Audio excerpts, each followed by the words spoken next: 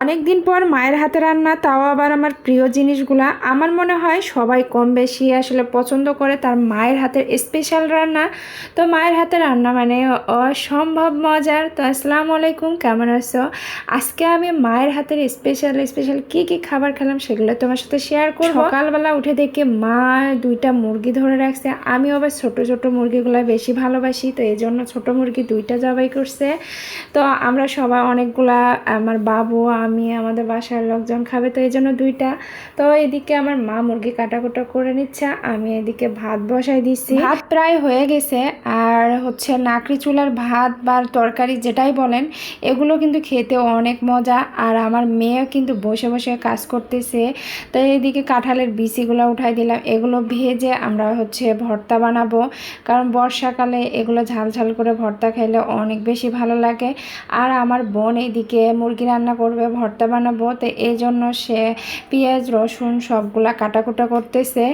এদিকে আমি ভালো করে বিচিগুলা আসলে ভাজতে অল্প আছে, এগুলো ভাজতে হয়, এগুলো আস্তে আস্তে আমি নেড়ে চেড়ে আর কি দিচ্ছি যাতে সিদ্ধ হয়ে যায়। তো অবশেষে বিচি ভাজা শেষ, তো আমি এগুলো দেখতেছি, হ্যাঁ আমার বিচি সিদ্ধ হয়ে গেছে।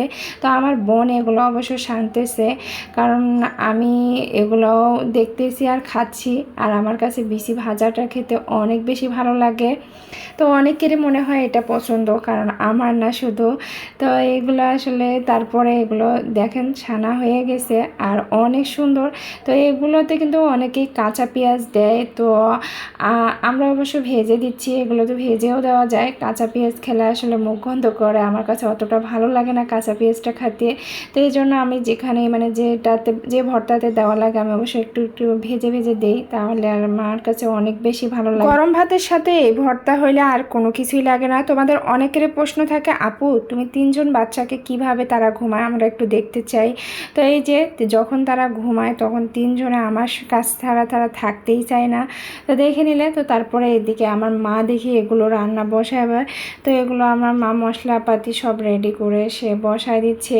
আর আমার মায়ের হাতে রান্না আমার কাছে মানে অনেক ভালো লাগে। আমার যখন মনে হয় কি রুচি আমার কোনো কিছুতেই ভালো লাগতেছে না, মার কাছে গেলে মার হাতে রান্না খেলে আমার এমনি রুচি উঠে যায়। তো সবারই মনে হয় এরকম।